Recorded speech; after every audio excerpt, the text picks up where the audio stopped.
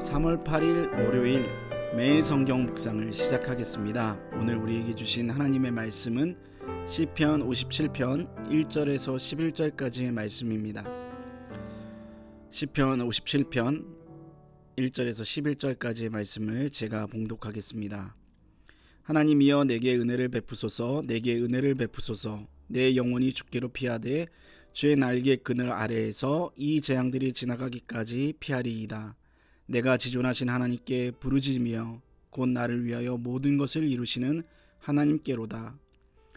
그가 하늘에서 보내사 나를 삼키려는 자의 비방에서 나를 구원하실지라. 셀라. 하나님이 그의 인자와 진리를 보내시리로다. 내 영혼이 사자들 가운데에서 살며 내가 불사르는 자들 중에 누웠으니 곧 사람의 아들들 중에라. 그들의 이는 창과 화살이요 그들의 혀는 날카로운 칼 같도다. 하나님이여 주는 하늘 위에 높이 들리시며 주의 영광이 온 세계 위에 높아지기를 원하나이다. 그들이 내 걸음을 막으려고 그물을 준비하였으니 내 영혼이 억울하도다. 그들이 내 앞에 웅덩이를 팠으나 자기들이 그 중에 빠졌도다. 셀라. 하나님이여 내 마음이 확정되었고 내 마음이 확정되었사오니 내가 노래하고 내가 찬송하리이다. 내 영광아 깰지어다. 비파야 수금아 깰지어다. 내가 새벽을 깨우리로다. 주여 내가 만민 중에서 주께 감사하며 문나라 중에서 주를 찬송하리이다. 무릇 주의 인자는 커서 하늘에 미치고 주의 진리는 궁창에 이르나이다. 하나님이여 주는 하늘 위에 높이 들리시며 주의 영광이 온 세계 위에 높아지기를 원하나이다. 아멘. 이스라엘의 초대왕 사울은 하나님께 선택을 받아 하나님의 백성을 다스리는 왕이 되었습니다. 하지만 사울 왕은 하나님 앞에서 신실하지 못했습니다. 그래서 하나님은 사울 왕의 나라를 빼앗아 베들레헴 동네의 가난한 목동이었던 다윗에게 주시기로 작정하셨습니다. 그러나 사울은 회개하기는커녕 하나님이 자신 다음으로 선택한 다윗을 핍박하기 시작했습니다. 다윗은 순식간에 골리앗을 물리친 국민 영웅에서 왕위 찬탈을 노리는 반역자가 되고 말았습니다. 오늘 우리가 읽은 시편 57편은 다윗이 사울을 피하여 굴에 있을 때 지었던 노래입니다. 시편 57편을 읽다 보면 당시 다윗의 상황이 얼마나 급박하고 고통스러웠는지를 잘 짐작해 볼 수가 있습니다. 오늘 본문 6절입니다. 그들이 내 걸음을 막으려고 그물을 준비하였으니 내 영혼이 억울하도다. 그들이 내 앞에 웅덩이를 팠으나 자기들이 그 중에 빠졌도다. 사울은 다윗을 쫓으면서 마치 사냥꾼이 짐승을 쫓듯이 몰아댔습니다. 그래서 다윗은 당시 위기를 마치 재앙들이 몰려온 것 같다고 1절에서 고백하고 있습니다. 하지만 다윗은 낙담만 하고 있지 않았습니다.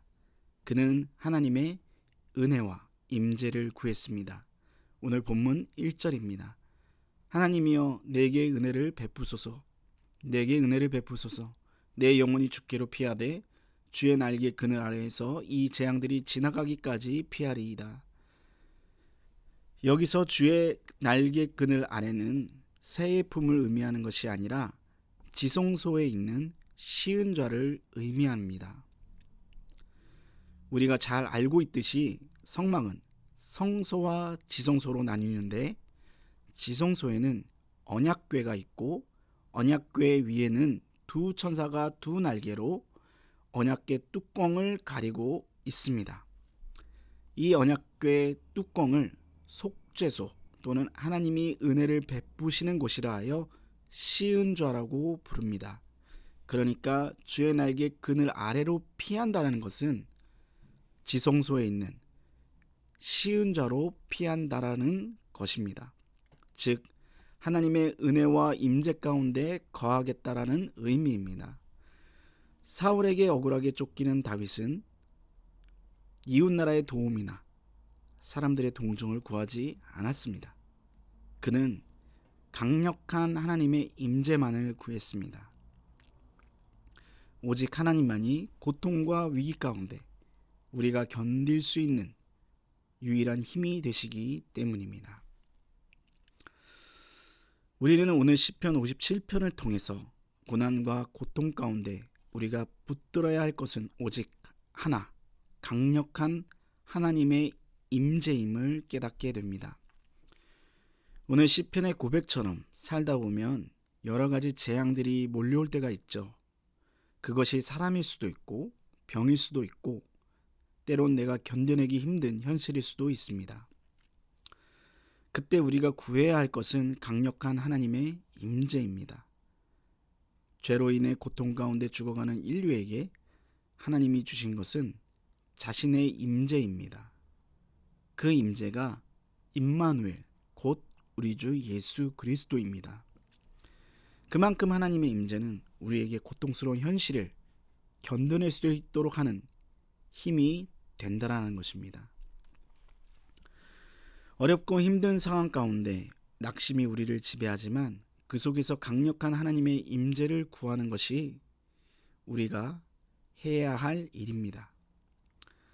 차가운 동굴 속에서 왕은커녕 언제 죽을지도 모른다는 두려움 속에서 오직 하나님 한 분만을 구했을 때 훗날 다윗은 왕이 되어 하나님께 영광을 돌렸던 것처럼 우리도 찬양으로 하나님께 영광을 돌릴 날이 올 것입니다. 언제나 하나님의 임재를 구하며 하나님만 바라보는 저와 여러분 되시기를 부탁드립니다. 기도하겠습니다. 하나님 아버지, 우리는 하나님의 은혜 없이는 하루도 살 수 없는 존재입니다. 우리를 늘 긍휼히 여기시고 불쌍히 여겨 주시옵소서. 우리는 매일 예측할 수 없는 위기와 재앙에 직면할 때가 많습니다. 그것이 사람일 때가 있고 병일 때도 있고 피할 수 없는 여러 어려운 현실일 때도 있습니다. 하나님 아버지, 우리가 하나님의 임재를 구하며 하나님께로 피하오니 우리를 받아주시고 우리에게 삶의 위기를 극복할 수 있는 능력을 허락해 주시옵소서. 그리하여 우리의 입술이 늘 하나님의 영광을 찬양하는 입술이 될 수 있게 하옵소서. 예수님의 이름으로 기도합니다. 아멘. 다 같이 주기도문 하심으로 매일 성경 묵상을 마치도록 하겠습니다. 하늘에 계신 우리 아버지, 아버지의 이름을 거룩하게 하시며 아버지의 나라가 오게 하시며 아버지의 뜻이 하늘에서와 같이 땅에서도 이루어지게 하소서. 오늘 우리에게 일용할 양식을 주시고 우리가 우리에게 잘못한 사람을 용서하여 준 것 같이 우리 죄를 용서하여 주시고 우리를 시험에 빠지지 않게 하시고 악에서 구하소서. 나라와 권능과 영광이 영원히 아버지의 것입니다. 아멘.